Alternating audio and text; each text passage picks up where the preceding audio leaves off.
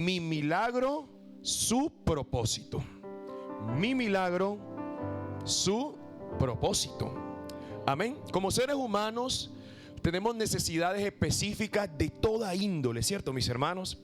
Tenemos necesidades y estamos a la espera de que Dios actúe en medio de esa necesidad que tenemos. Muchas veces las necesidades que tenemos no las puede suplir el hombre.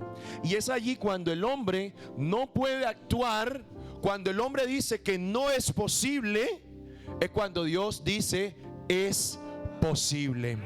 Y tal vez esa necesidad para la cual el hombre te ha dicho, tus amigos, tu familia, te ha dicho que no es posible, tal vez sea una necesidad con tus seres queridos, una necesidad de una sanidad que tal vez sea incurable, de la restauración de una familia que parece perdida, donde la familia tal vez está a punto de fracasar. Lo que ya el hombre fracturó y es imposible restaurar, Dios lo puede restaurar. Amén.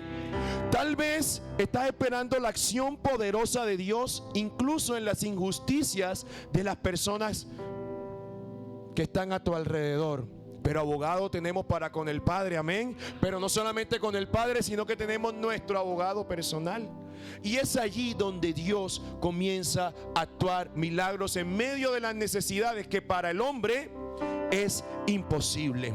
Sin embargo, usted y yo, mis queridos hermanos, debemos entender que en primer lugar, por sobre lo que tú y yo necesitamos, prima algo que lo cantábamos, que es la voluntad de Dios. Y a veces nos enceguecemos tanto, Señor, mira, hazme este milagro, hazme este milagro, hazme este milagro. Y no nos detenemos a preguntar, Señor, ¿cuál es tu voluntad en medio de esta necesidad? ¿Será que necesito ser transformado? ¿Será que necesito cambiar algo en mí? Lo único que te digo, mi querido hermano, es que en Romanos 12 dice que la voluntad de Dios es buena, agradable y perfecta. Una de las oraciones que yo siempre he hecho en mi vida es, Señor, que se haga tu voluntad, porque en su voluntad yo estoy seguro. En su voluntad usted y yo estamos seguros.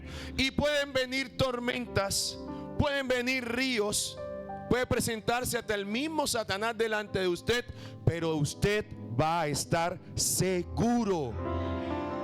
Y cuando la palabra de Dios en Romanos 12:2 dice: no conforméis a este siglo, sino transfórmense por medio de la renovación de vuestro entendimiento, para que comprueben cuál es la voluntad de Dios buena, cuál sea la buena voluntad de Dios, agradable y perfecta.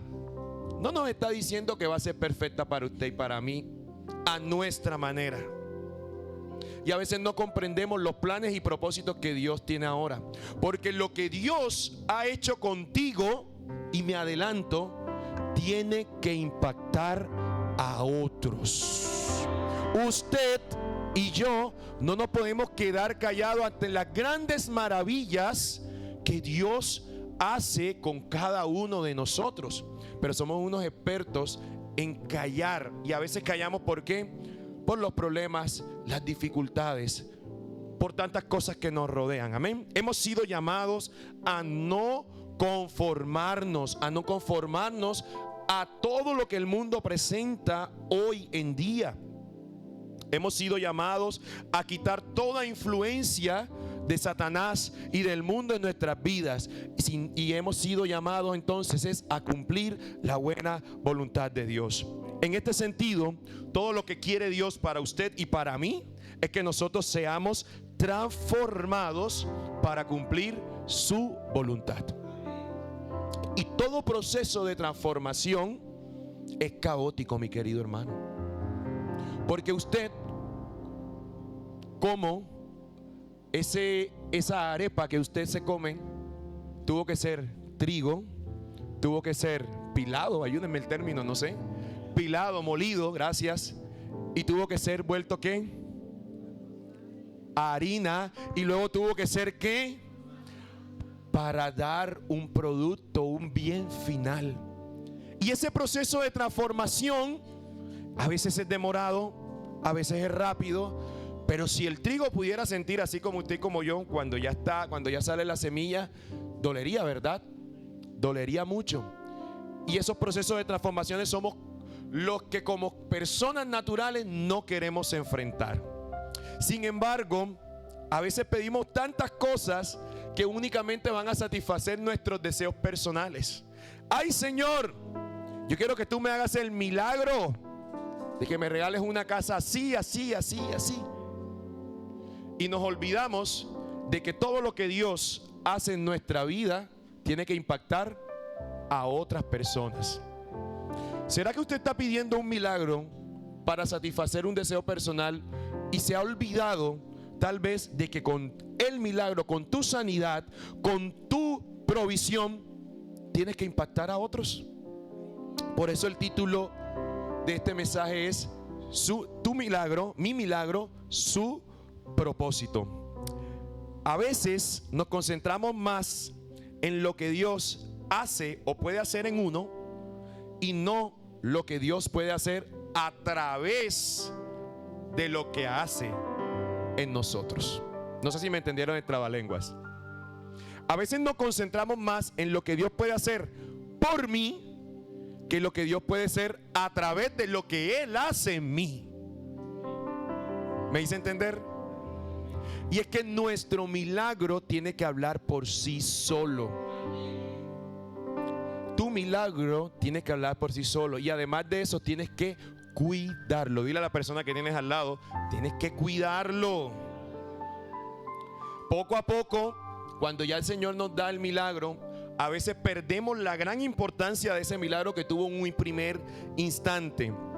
Y hoy el Señor nos dice y nos afirma, mis queridos hermanos, que Él quiere y va a hacer un milagro en usted. Solo para los que creyeron.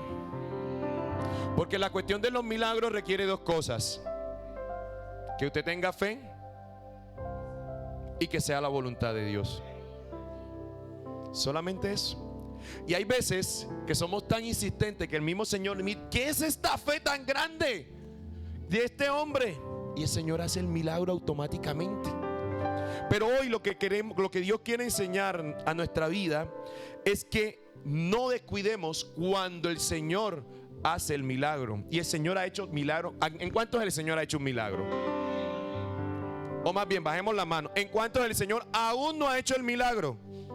Yo también alzo mi mano, porque yo estoy pidiendo por milagros en Dios, ¿cierto? Ahora bien, a través de lo que Él hará en nuestras vidas, no solamente usted será transformado, sino que su entorno tiene que ser transformado. Y eso lo vemos con el ejemplo de Jesús. ¿Cuántos milagros no hizo Jesús? Los que dice la Biblia y los que no alcanzaron a registrar, y los que hizo a escondidas. Me imagino que muchos milagros se hizo a escondidas, pero por cada milagro cada vez impactaba a más y más y más y más personas, hasta que fueron convertidas y llevadas ¿a qué? Al verdadero arrepentimiento. Lamentablemente solamente quedaron unas pocas, pero a través de ese primeros milagros fueron llamados esos que fueron a fundar la iglesia. Y gracias a ellos nosotros hoy estamos aquí. Hoy nos vamos, esta era la introducción, mis queridos hermanos, apenas. Hoy nos vamos a apoyar en la historia de un hombre que fue producto de un milagro. Y que lo que él no sabía es que él era el milagro. Un milagro que se suscitó, que se presentó en medio de una temporada para el pueblo de Israel, donde lamentablemente sabemos que el pueblo de Israel es como dice la Biblia, que el perro cuando vuelve a su ¿qué? Esa palabra no la digo porque hay una persona aquí que es hematofóbica.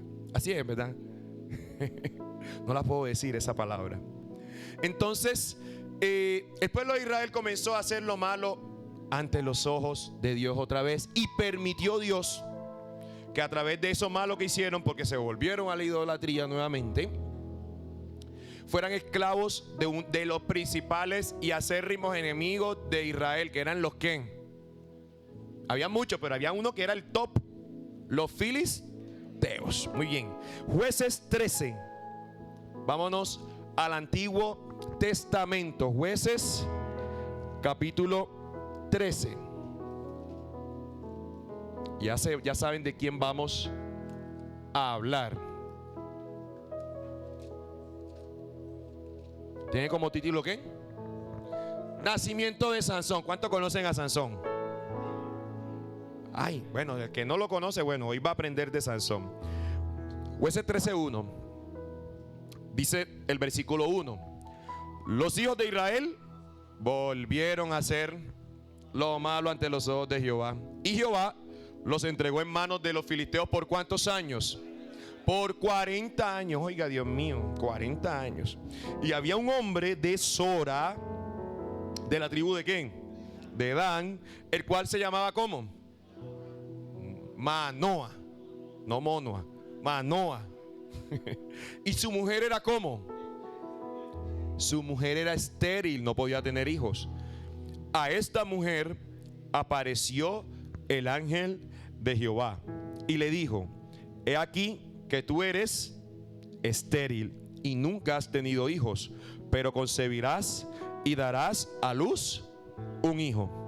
Ahora pues, no bebas vino, ni sidra, ni comas que me están siguiendo, cosa inmunda. Tu espíritu de sueño se va. Aleluya.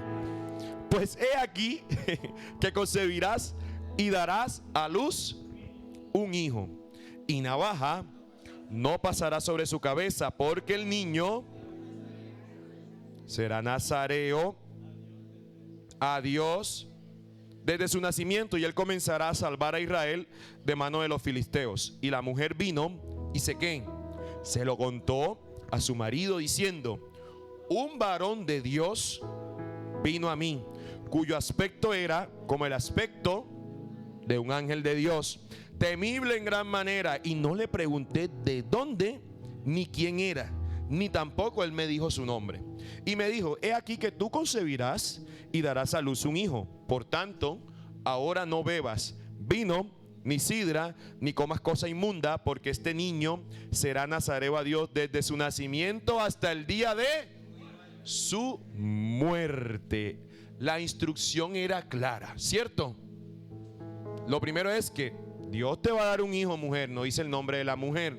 Lo único que dice que su esposo, ¿cómo se llamaba? Manoa. Muy bien. Hay veces que las situaciones que afrontamos, mis queridos hermanos, y esto es lo primero que nos enseña este pasaje. Hay veces que las situaciones que estamos afrontando en nuestra actualidad, en nuestra realidad, son producto de nuestros pecados y las malas decisiones que tomamos en la vida. Y a veces queremos ser más espirituales que Dios y echarle toda la culpa, como decía el pastor el domingo, al diablo. Y hay veces que son nuestras propias decisiones y nuestras propias concupiscencias y deseos desenfrenados que son los que hacen que Dios nos entregue a manos del reino de las tinieblas. Dios permite a veces. Y en el versículo 3, pero no vamos a hablar de eso, en el versículo 3 nos dice que Dios es un experto en transformar lo que es imposible ante la lógica humana en milagros que nadie había visto. Porque tal vez ahora, en ciertos grados de esterilidades, las parejas pueden hacerse ciertos tratamientos que pueden, ¿cierto?, dar fruto. Y puede el óvulo fecundar, el espermatozoide fecundar el óvulo, etcétera, etcétera, fecundación in vitro, tantas cosas que se ven ahora. Pero en esa época era imposible que una mujer que fuese estéril diera a luz. El ángel en el versículo 3 declara la condición de la mujer. Él le dice, lo primero que dice es: tú eres estéril. Es decir, afirma, tú no puedes tener hijo. Tal vez el Señor te dice: tú solo no puedes ganar esta batalla. Tú solo no puedes alcanzar esto. El Señor nos lo dice, porque a veces nos cansamos por pelear en nuestras propias fuerzas. Y hoy el Señor nos hace un llamado para usted y para mí a decir: no peleemos en nuestras propias fuerzas, porque Él se glorifica en nuestra debilidad, en nuestras imperfecciones, en nuestras incapacidades. Es allí cuando ya uno le dice: bueno, Señor, perdóname, ya lo intenté todo, ahora sí actúa tú. Ven, hijo mío, ahora voy a empezar a actuar yo. Y que nos cansamos de tocar puertas y puertas y puertas, y creemos que lo vamos a hacer y lo vamos a lograr en nuestras propias fuerzas. Pero hoy el Señor te dice: no es con tus fuerzas, y esto va para alguien. No es con tu conocimiento, no es con tus capacidades. Es cuando Dios decida, cuando tú decidas que Dios comienza a actuar en tu vida. Dios afirmó su condición para que no se olvidara, en primer lugar, del regalo tan pronto que iba a suceder en contados 9 meses. Él conoce tu realidad, mi hermano, y Él conoce mi realidad y las consecuencias y las grandes dificultades que estamos afrontando. Él también es un experto en transformar tu dolor y mi dolor en milagros que trascienden para justicia y para testimonio hacia las demás personas. Y en el versículo 4, el ángel le da una condición específica. El ángel de Jehová, porque dice que era el ángel de Jehová. Y para los de pronto los que no saben, cuando en el Antiguo Testamento se menciona el ángel de Jehová, muchos teólogos, y de hecho esa es por la línea que nosotros nos vamos, dice que era el mismo ¿quién?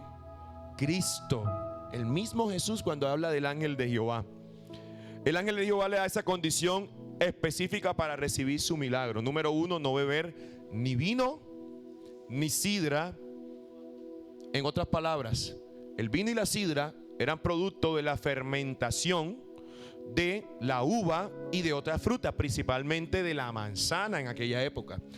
Todo lo que era producto de la fermentación de la uva no podían tomarlo. Y es decir, que no podían contaminarse con cosas que le harían daño al cuerpo. Hoy las personas quieren milagros, pero no quieren someterse a Dios. Y vemos iglesias llenas de gente queriendo un milagro, pero sin querer someterse a Dios, contaminándose con los placeres del mundo, contaminándose con el vino y la sidra, que sabemos que es el pecado. No únicamente el pecado del alcoholismo, tantos pecados que hay y que si comenzamos a mencionar hoy, se nos dan las 12 de la noche. Pero por mencionarle: adicciones, llámese sexuales, adicciones de droga, de alcohol, todo lo que tenga que ver con adicción, incluyendo el celular, todo lo que le quite primer lugar a Dios, eso es pecado. Amén. Uy, no oí tanto amén. Yo voy a seguir.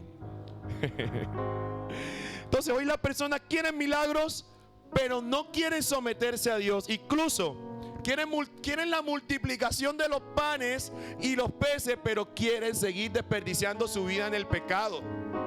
Tal como pasaba en los tiempos de Jesús, pasa ahora. Pasa ahora. Mientras están viendo los milagros, ellos quieren un milagro. Sí, Señor, quiero provisión, quiero multiplicación. Amén, aleluya. Pero no quieren someterse. No quieren someterse a su palabra. No quieren someterse. ¿Y saben qué es lo peor? Que hay mucha gente que sabe que no le agrada a Dios, pero la palabra no ha sido revelada aún.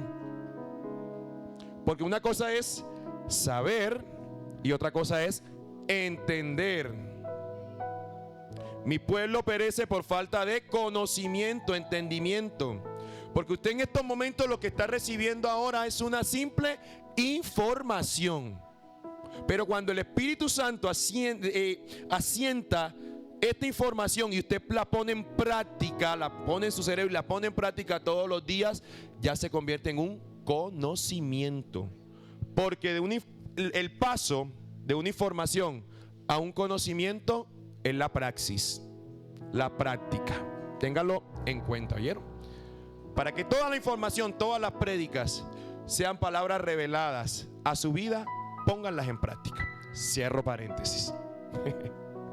El vino y para que nuestro milagro trascienda a otros, Dios hoy nos pide consagración antes de recibir el milagro. Y le estoy hablando a personas que quieren ese milagro, pero también quiere que ese milagro trascienda en propósitos de vida para otras personas. Dios hoy nos pide consagración antes de recibir el milagro, porque el verdadero milagro que Dios hace en el mundo es la salvación de las almas. Ese es el milagro más grande, que tu alma, mi alma, la de tu familia, la de tus vecinos, la de tus compañeros de trabajo sean salvas. Ciertamente la palabra de Dios dice que Él vino a sanar a los quebrantados de corazón, ¿cierto? A libertar a los cautivos, ¿cierto? Pero lo dice, a anunciar el año agradable del Señor, donde la mayor deuda que teníamos era la deuda con una condenación, un infierno, pero Él ya pagó un precio. Y ese es el propósito que nosotros debemos cumplir a través de nuestro milagro. El vino y la sidra, y voy a adelantarme porque yo hablo bastante como buen profesor que soy. El vino y la sidra eran bebidas alcohólicas fermentadas, como le dije, de la uva. Las cosas inmundas a las que se refiere este pasaje, ni comas cosa inmunda. Recuerde que cuántos años tenía de esclavitud Israel, 40 años. Y por ahí dice el dicho que anda con la miel, algo se le pega de la miel, ¿cierto? Entonces, si ellos andaban en medio de los filisteos, que era un pueblo idólatra, ¿qué era lo que se le podía pegar? Las cosas inmundas. ¿O ustedes no creen que sabiendo las costumbres que tenían los israelitas y sabiendo la Torá y todas estas cuestiones, ellos no sabían qué cosas no podían comer? Claro que lo sabían. Cualquier familiaridad que usted tenga con el mundo, hay que ponerle ojo, porque puede estar consumiendo cosa inmunda. No erréis, las malas conversaciones hacen perder las buenas costumbres. Entonces, no es que me voy a apartar de las personas, de mis compañeros de trabajo, de mi familia que es inconversa, en cualquier caso, sino que yo tengo que marcar la diferencia. Porque recuerde que usted y yo vivimos en Filistea, ¿o no? Pero usted tiene que marcar la diferencia, porque los filisteos son tipo del mundo, pero nosotros somos tipo del pueblo de Israel, amén. Pueblo escogido por Dios. Comer cosa inmunda se refiere a saciar esa hambre que nosotros tenemos y los vacíos emocionales que podemos tener con cosas que sabemos que no agradan a Dios. Porque para el mundo pueden estar bien ciertas cosas, pero sabemos que esas ciertas cosas que para el mundo está bien, para Dios no está bien. Y es que la palabra de Dios dice que en los posteros tiempos a lo bueno lo llamarán malo y a lo malo lo llamarán bueno. Y eso es lo que estamos viviendo. Por eso dígale a la persona que tienes al lado, cuidado. En el versículo 5 dice, versículo 5, pues he aquí que concebirás y darás a luz un hijo, y navaja no pasará sobre su cabeza, porque el niño será nazareo a Dios desde su nacimiento. A manera de información y para que usted anote, el voto nazareo Dios lo estableció en la siguiente cita bíblica, número 6 del 1 al 21. Se lo resumo. En primer lugar, el voto nazareo es un voto que se hacía para consagrar a ciertas personas con un propósito especial desde su nacimiento hasta que cumpliera ese propósito. En primer lugar, no debían beber ningún producto fermentado, vino, sidra, vinagre de vino, ni licor de uvas, ni uvas frescas, ni secas. Es decir, nada que provenga de la vid. Número 2, no motilarse. Sí, vamos a pasar en nuestro término. No motilarse. hasta que sean cumplidos los días de su apartamiento o voto. Y tampoco no acercarse a persona muerta ni aún a su propia familia. El propósito de Sansón nos lo dice la parte B de este versículo. Y él comenzará a salvar a Israel de mano de los filisteos. Lo que empezó como un milagro en medio de la esterilidad para poder tener y disfrutar un hijo, ese milagro se convirtió en la salvación del pueblo de Israel.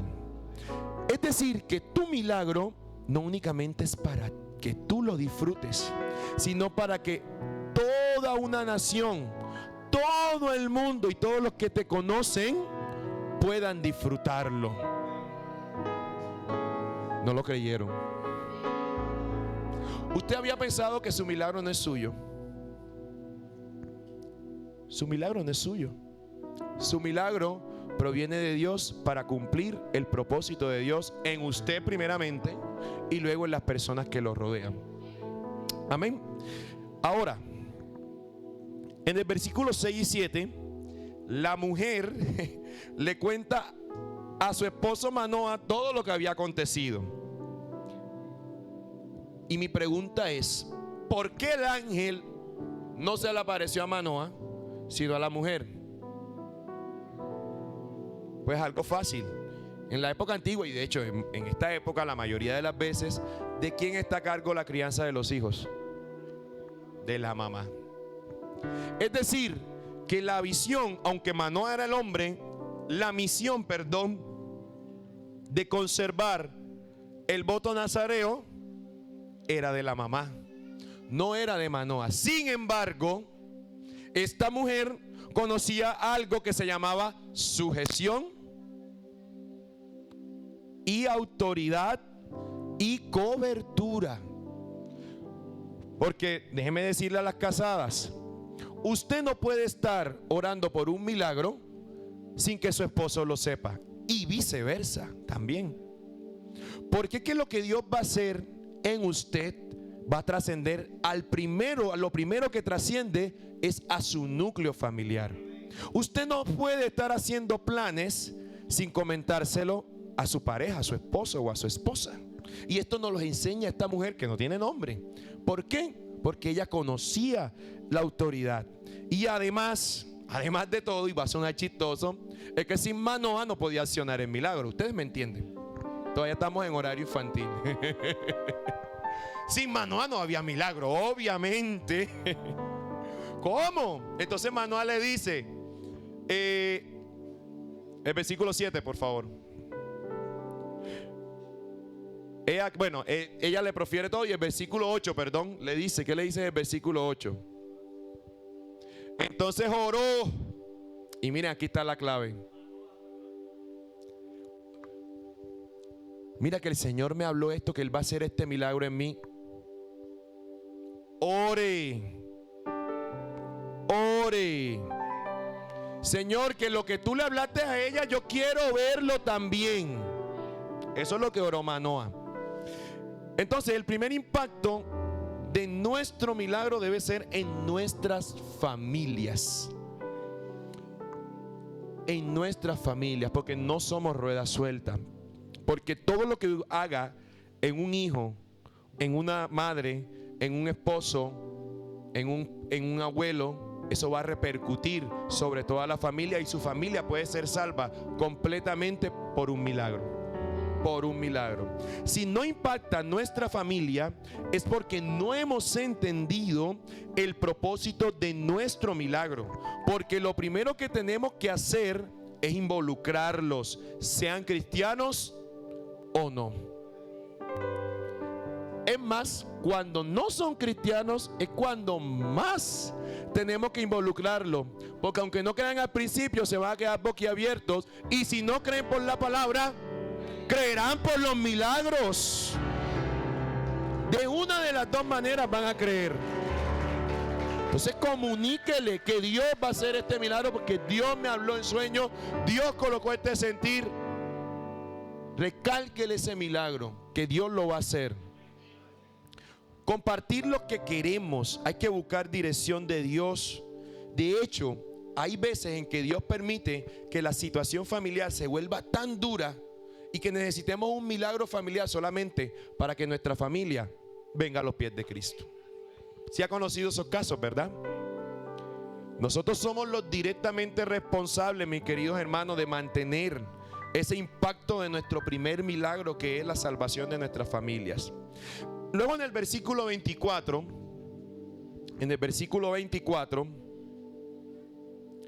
dice: y la mujer dio a luz un hijo y le puso por nombre Sansón. ¿Y el niño qué? El niño creció y Jehová ¿qué? Lo bendijo. Ese milagro andante, Dios lo siguió bendiciendo. Y dice el versículo 25: y el Espíritu de Jehová comenzó a manifestarse en él en los campamentos de Dan, entre Sora y Estaol. En otras palabras, tu milagro, ese primer milagro, ya está comenzando a generar frutos. Es que milagro atrae milagro. ¿Qué más cosa puede atraer? Ahora, hay que cuidar ese milagro para que Dios siga bendiciendo tu vida y que siga impactando a otros. Hay que proteger ese milagro, esa sanidad que tú tienes, a través de tu testimonio, a través de tus prédicas, de la evangelización. Y miren lo que dice: que el Espíritu de Jehová comenzó a manifestarse en él. Y nosotros sabemos cuál era la manifestación de Sansón, que era su ¿qué? Su fuerza descomunal. Y lo que más me llama la atención es que fue entre Sora y Estaol. Sora significa amanecer y Estaol significa lugar para inquirir, es decir, para profundizar, para investigar.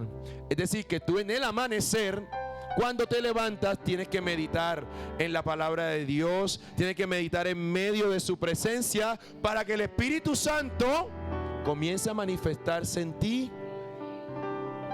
El Espíritu Santo comienza a manifestarse cuando comenzamos a buscar más de la presencia de Dios, y es una verdad que implica mantener el propósito de Dios activo a través del milagro que ha hecho en nuestra vida.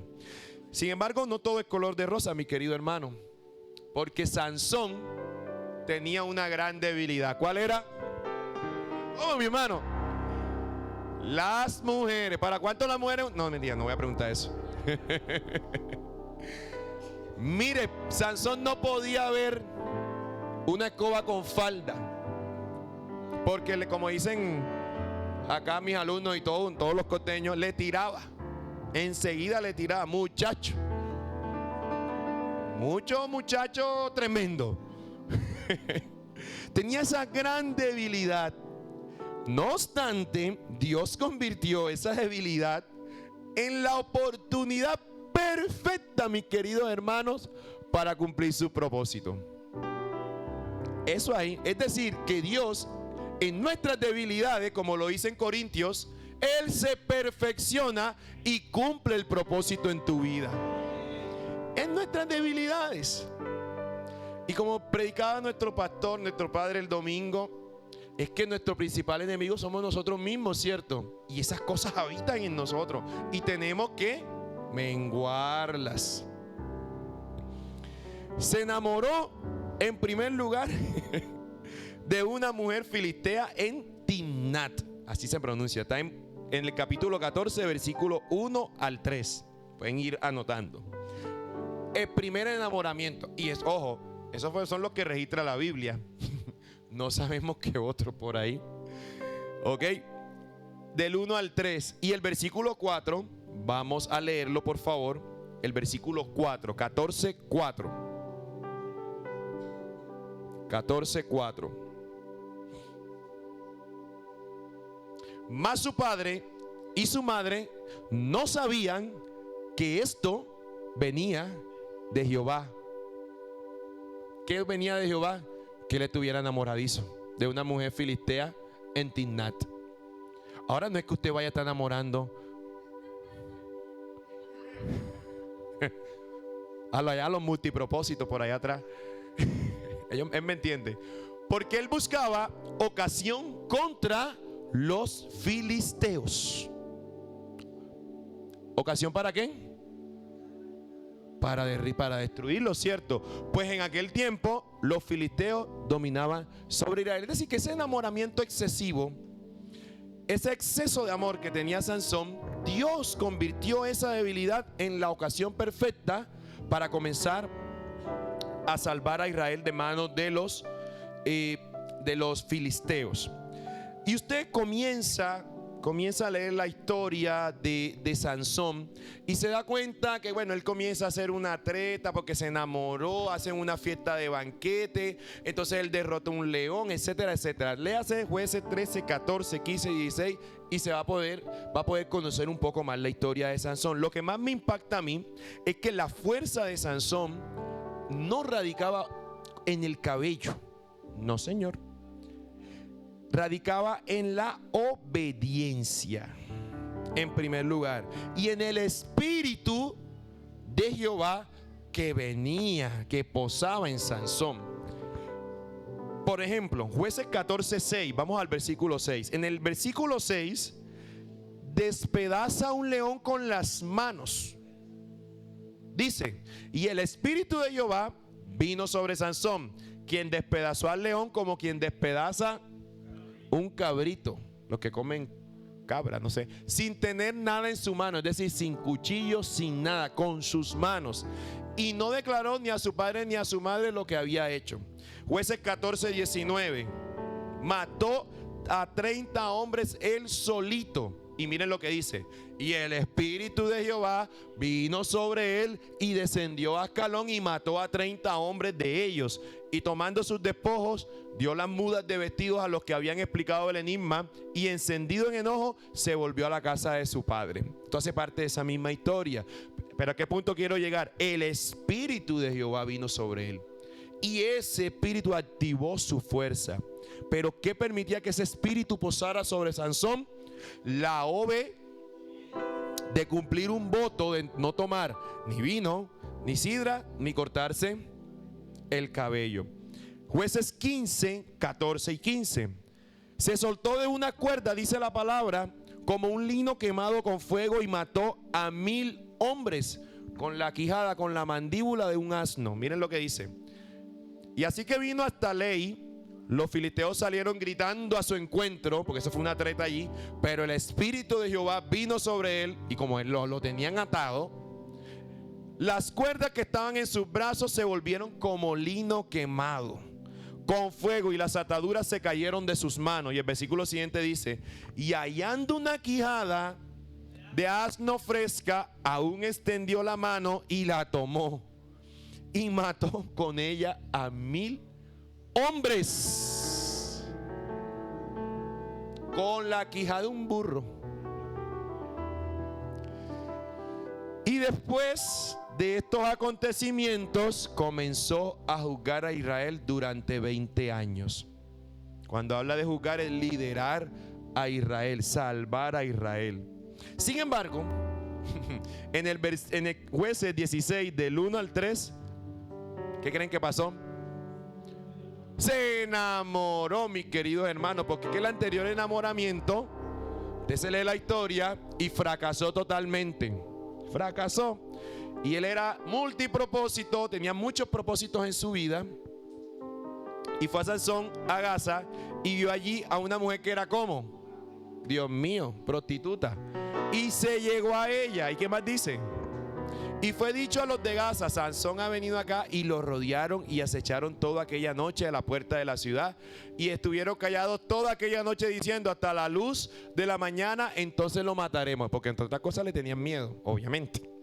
Versículo siguiente, mas Sansón durmió hasta la medianoche, y a la medianoche se levantó, y tomando las puertas de la ciudad con sus 2 pilares y su cerrojo, imagínense, se las echó al hombro y se fue.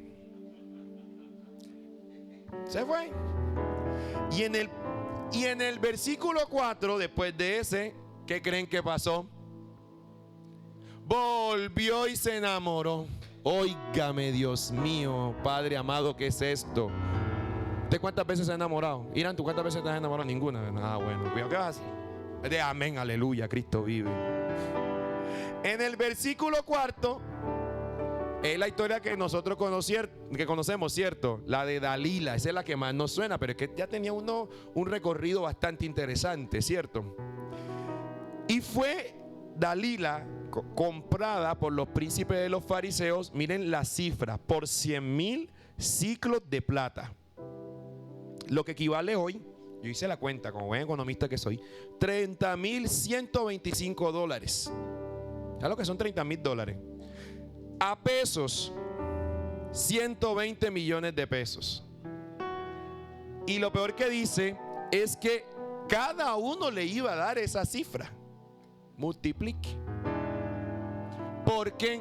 Para que pudiera encontrar el secreto de la fuerza de Sansón. Y bueno, ella, ay, Sansón, papito, lindo, hermosito de Dalilita, ¿cuál es tu secretico para tu fuerza? Porque ustedes saben que hay algunas mujeres, las de aquí no, digan amén.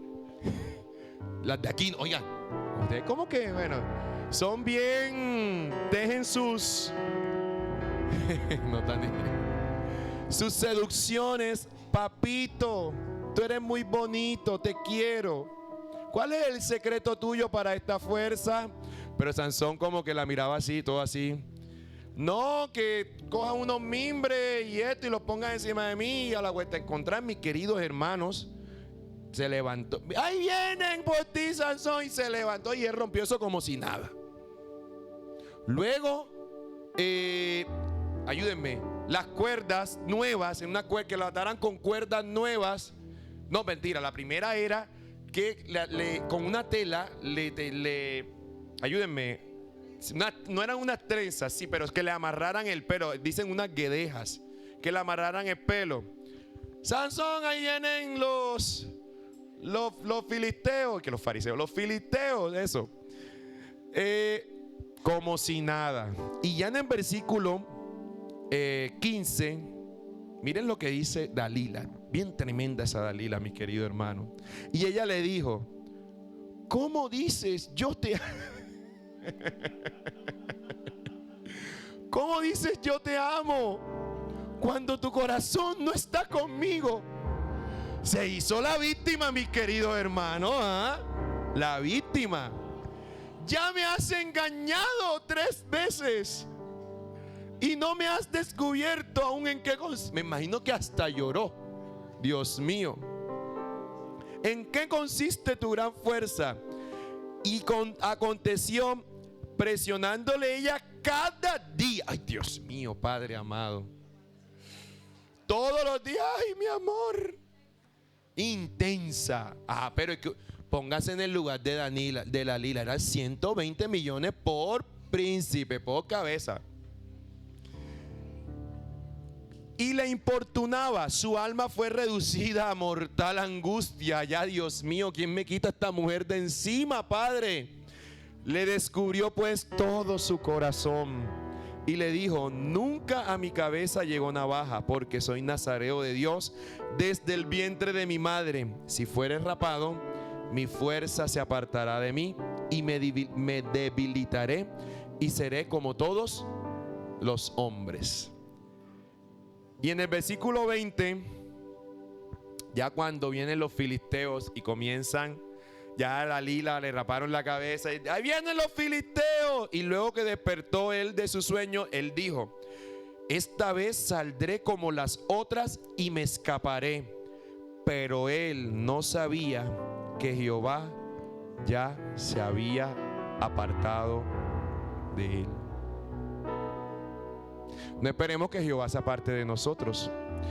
Mi milagro, el milagro que Dios ha hecho en mí, habla por sí solo. Pero su efecto puede perder y puede invadir negativamente a otras personas cuando yo me aparto del Señor. Porque va a decir, ay, tú no eras el cristiano de que Dios había sanado de cáncer y ahora ¿por qué estás en esta fiesta, en esta rumba? Dios no te había sanado. Tú no eras el que estaba sano de SIDA. Tú no eras el que tu familia se había restaurado y habías vuelto con tu esposa y ahora te veo con otra mujer aquí. Eso es romper el voto nazareo. Ajá, ¿y tú qué haces diciendo esas palabras? Tú no eres cristiano. Dios no te había sacado de la droga a ti porque estás fumando. Eso es romper el voto nazareo. Porque ahora no nos dejamos crecer el cabello. Hay algunos que ni les sale. No voy a mirar para ningún lado. Pero el voto nazareo se hace en nuestro corazón. En nuestro corazón. Los filisteos le echaron mano y le sacaron los ojos. Miren. Y lo llevaron a Gaza y le ataron con cadenas para que moliese en la cárcel. Y el cabello de su cabeza comenzó a crecer después de que fue rapado. Pero miren lo que pasa. Vamos a leer textualmente para terminar. Entonces los principales de los filisteos se juntaron para ofrecer sacrificio a Dagón su dios y para alegrarse. ¿Cierto? Y dijeron: nuestro Dios entregó en nuestras manos a Sansón nuestro enemigo. Y viéndolo el pueblo alabaron a su Dios diciendo: nuestro Dios entregó en nuestras manos a nuestro enemigo y al destruidor de nuestra tierra, el cual había dado muerte a muchos de nosotros. Y aconteció que cuando sintieron alegría en su corazón, dijeron: llamen a Sansón para que nos divierta. Ese hombre que había derrotado a miles y miles de ellos, ahora iba a ser el hazmerreír de todo un pueblo filisteo. Y llamaron a Sansón de la cárcel y sirvió de juguete, miren cómo dice la Biblia, delante de ellos. Y lo pusieron sobre las que descansa la casa para que y lo pusieron entre las columnas. Entonces Sansón dijo al joven que le guiaba de la mano: acércame y hazme palpar las columnas sobre las que descansa la casa para que me apoye sobre ellas. Y la casa estaba llena de hombres y mujeres, y todos los principales de los filisteos estaban, y en el piso alto había como ¿cuántas personas? Y mujeres que estaban mirando el escarnio de Sansón. Y entonces Sansón, ciego, sin ojos, enfrentando todo ese escarnio público, en el último aliento de su voz dice: Señor Jehová, acuérdate ahora de mí y fortaléceme, te ruego, solamente esta vez, oh Dios, para que de una vez tome venganza de los filisteos por mis dos ojos. Tomó luego Sansón las dos columnas, las agarró de en medio sobre las que descansaba la casa y echó todo su peso sobre ellas, su mano derecha sobre una y su mano izquierda sobre otra. Y dijo Sansón: muera yo con los filisteos. Entonces se inclinó con toda su fuerza y cayó la casa sobre los principales y sobre todo el pueblo que estaba en ella. Y los que mató al morir fueron muchos más de los que había matado durante toda su vida. Lo que empezó como un milagro de fertilidad, ¿cierto?, para la mujer de Manoah, se convirtió en la salvación anhelada de todo el pueblo de Israel.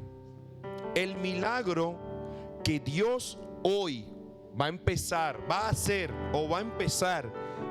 en ti, va a trascender a muchas personas, mis queridos hermanos.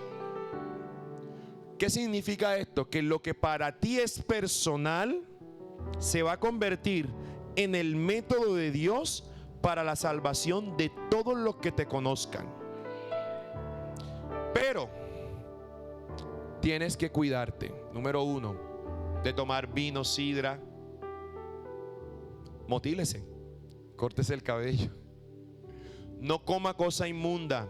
No se complazca en los deleites que ofrece el mundo, ni sus amistades, ni nada de eso.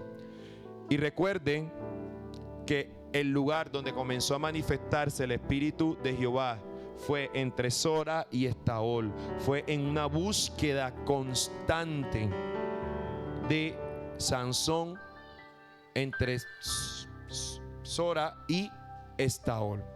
Hoy Dios va a hacer un milagro. ¿Cuántos necesitan un milagro de Dios? Yo necesito un milagro de Dios. Usted necesita un milagro de Dios. Así que por favor, colóquese sobre sus pies. Pero el principal milagro que Dios quiere hacer en nuestras vidas, en primer lugar, y en la vida de los que nos rodean, es la salvación. Es que tú seas salvo, que tú seas salva. Y te hago una pregunta. Tal vez te vienes a la iglesia, te gusta la iglesia, así como desde pequeño me gustó a mí, como me gustaron los instrumentos, las clases con la señora Carmen, los cultos de jóvenes. No recuerdo precisamente el momento de inflexión de mi vida donde realmente conocí al Señor y comencé a servirle con tanta pasión y con tanto amor, que me ha hecho mantenerme hasta ahora y ver los frutos de la fidelidad al Señor. Porque el Señor, cuando usted es fiel, mi hermano, el Señor lo bendice.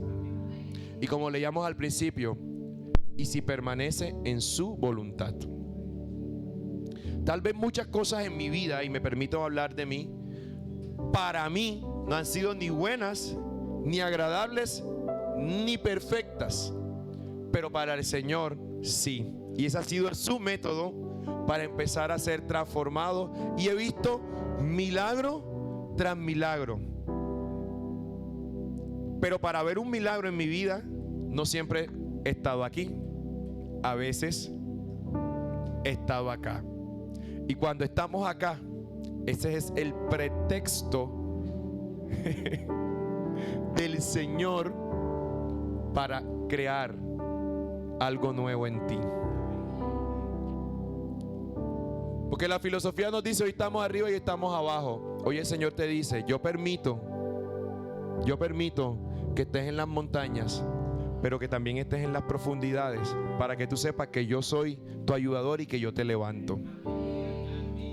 Porque Dios no nos ha prometido una vida tranquila. Dios nos prometió que en el mundo tendremos aflicciones, pero que Él ya venció al mundo. Lo único que sí promete el Señor, y es nuestra esperanza y nuestra seguridad, es una eternidad con Él. Pero si tú necesitas un milagro, Dios no las puso fácil. Solamente alíñate a su voluntad. Pregúntale: esta situación que estoy viviendo, Señor, ¿qué propósito tiene? ¿Qué propósito va a cumplir? Y no les digo que es fácil, porque de llorar lloro, de clamar clamo, de aburrirme me aburro. Somos humanos. Pero en medio de todo ese sancocho de emociones, hay una fe que se levanta poco a poco. Y levanto mi mirada al Señor y digo: Señor, yo confío en ti, en lo que tú vas a hacer en mí. Todo aquel que necesita un milagro